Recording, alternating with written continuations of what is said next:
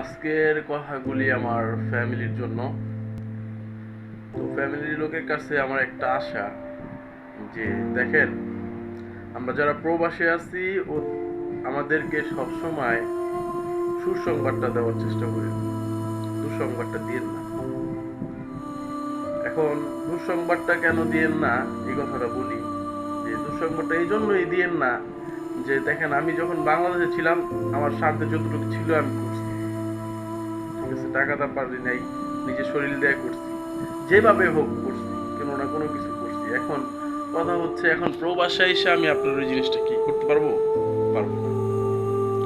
আর দ্বিতীয় কথা, আমি ইউরোপ কান্ট্রিতেও নাই বা আমেরিকা লন্ডনও নাই যে 2 লাখ 3 লাখ টাকা বেতন পাই। যাক, আপনার দুঃখ সংবাদ হইন না, আমি 50,000 1 লাখ আপনারা দিলাম, আপনারা সবাই সুখে থাকলেন। বিষয়টা এমনও না, ঠিক আছে।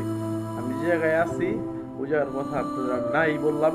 তো আমার চাইতে যারা বাংলাদেশে 15-20 হাজার টাকা বেতন পায় এরা অনেক ভালো আছে, এরা অনেক ভালো আছে, ঠিক আছে। আর এগুলি আসলে তারপরে বইলা বোঝানোর মতো না, বইলা বোঝানোর মতো না। এই ফ্যামিলি ম্যাটারের কাছে আমার একটাই আশা যে আপনারা সবাই আমার সুসংবাদটা পাইলে পারলে দিয়েন, আর না পারলে দুঃসংবাদটা আমার দিয়েন, ঠিক আছে। প্রবাসের মানুষ কেমনে আছে, কি হালে আছে, এটা আপনাদের না জানলে চলবে, ঠিক আছে না। এটাই আপনাদের কাছে আমার